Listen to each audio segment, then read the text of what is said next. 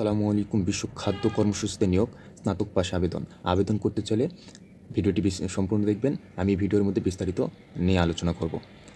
তো কীভাবে আবেদন করবেন, কী শিক্ষাগত যোগ্যতা প্রয়োজন থাকলে আপনি এখানে আবেদন করতে পারবেন। তো চলুন ভিডিওটি বিস্তারিত আলোচনা করা যাক। বিশ্ব খাদ্য কর্মসূচিতে নিয়োগ স্নাতক পাশ আবেদন।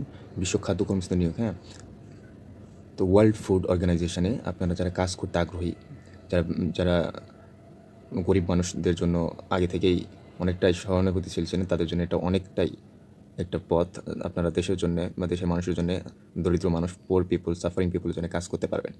তো ওয়ার্ল্ড ফুড অর্গানাইজেশনে আপনারা 2020 সালে নোবেল যে সংস্থা, জাতিসংঘের বিশ্ব খাদ্য কর্মসূচি WFP, জাতিসংঘের এই সংস্থায় জনবল নিয়োগ দেওয়া হবে। পদের নাম IT অপারেশন অফিসার। আগ্রহী প্রার্থীরা 16 সেপ্টেম্বর পর্যন্ত আবেদন করতে পারবেন। আবেদনের সময়সীমা আপনার 16 সেপ্টেম্বর পর্যন্ত আপনি আবেদন করতে পারবেন। এরপরে হলে আপনার আবেদন করতে পারবেন না। প্রতিষ্ঠানের নাম হলো United Nations World Food Programme, WFP।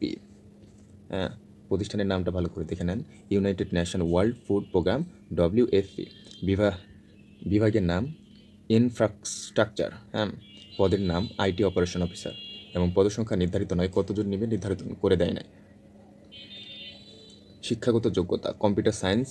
শিক্ষাগত যোগ্যতা থাকবে কম্পিউটার সায়েন্স CS সমমান বা সমমানের কোনো বিষয়ে স্নাতক ডিগ্রি থাকতে হবে, অর্থাৎ অনার্স মাস্টার্স বা কম্পিউটার সায়েন্স হলে আপনি এখানে আবেদন করতে পারবেন। অন্যান্য যোগ্যতার মধ্যে বাংলা ইংরেজিতে কথা বলা ও লেখায় পারদর্শী হতে হবে।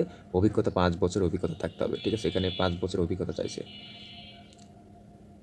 বেতন আলোচনা সাপেক্ষে, আবেদনের বয়স নির্ধারিত নয়। কর্মস্থল ঢাকা।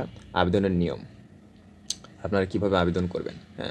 আবেদনের নিয়ম, আগ্রহী প্রার্থীরা অনলাইনে আবেদন করতে হবে। আবেদনের বিস্তারিত আবেদনের পদ্ধতি জানতে আমি এই লিঙ্কটা ভিডিও ডিসক্রিপশন বক্সে অথবা ভিডিওর ফার্স্ট কমেন্টে দিয়ে দেবো। সেখান থেকে আপনারা সার্কুলারটি ডাউনলোড করে নিয়ে কীভাবে আবেদন করবেন এবং সার্কুলারটি প্রথমে পড়বেন, এরপরে আবেদন করার প্রসেসটি জানবেন, তারপরে আবেদন করবেন।